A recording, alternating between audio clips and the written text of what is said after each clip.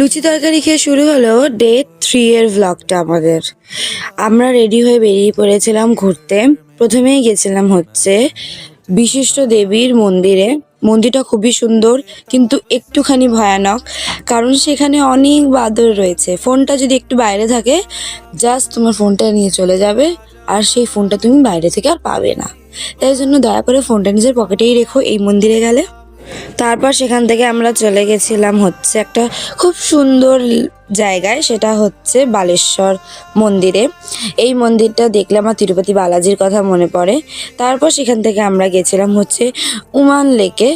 লেকটা এত সুন্দর, তোমরা যখন যাবে শিলংয়ে একবার হলেও যেও, দারুণ অসাম। তারপর এখানে বসে আমরা সবাই খুব হাঁপিয়ে গেছিলাম, কারণ লেকটা এতটা বড় আর এত হাঁটার আমাদের ক্ষমতা হচ্ছিল তো একদমই না। আর এখানে সপ্তর্ষি কিছু একটা করার চেষ্টা করছিল, কিছু একটা বকবক করছিল। যাই হোক, তারপর একটুখানি ফ্রেশ হওয়ার জন্য আমি খেয়ে নিয়েছিলাম হচ্ছে মাজা। গুয়াহাটি থেকে ফেরার পথে এইসব দেখলাম। তারপর ফাইনালি ফিরলাম আমরা শিলংয়ের হোটেলে। হোটেলটা খুবই সুন্দর আমাদের ছিল। তারপর আমরা খেয়ে নিয়েছিলাম চা আর ভেজিটেবল একটু চপ। তারপর আমরা বেরিয়েছিলাম একটু এক্সপ্লোর করতে শহরটাকে।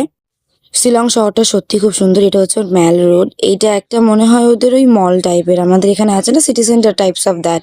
তো আমরা সবাই মিলে লিফটে করে উঠছিলাম উপরে। কিছু করিনি, জাস্ট উপরে উঠলাম, একটুখানি ঘুরলাম ফিরলাম, আবার লিফট করে নিচে নেমে গেলাম। এইটা হচ্ছে আমাদের হোটেলের পিছনের দিকটা, একটা ক্যাফে আছে, সেইটা এত সুন্দর করে সাজিয়েছে, জাস্ট ধারণার বাইরে। তোমরা জাস্ট একবার দেখো। তারপর দেখতে দেখতে আমাদের রাত্রে ডিনারের টাইম হয়ে গেছিলো। আমরা খেয়েছিলাম রুটি আর ডিমের তরকারি। ডিনারের পর ম্যাম আমাদের ক্লাস নিয়েছিল, কারণ পরের দিনই ছিল আমাদের সার্ভে ডে, কিভাবে সার্ভে করতে হবে সেটা। আর রাত্রে আমরা খেলছিলাম আর উনোটা আমাদের খেলাটা খুবই দরকার ছিল। That's it. দেখা হচ্ছে তোমাদের সাথে পরের ভ্লগে। টাটা সবাইকে, গুড নাইট।